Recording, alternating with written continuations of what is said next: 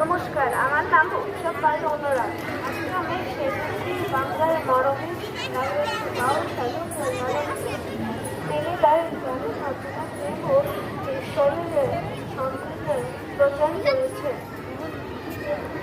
তিনি কুষ্টিয়া জেলার অবস্থিত গ্রামে জন্মগ্রহণ করেন ও সেখানে দেহত্যাগ করেন। গান পরিবেশন করছে।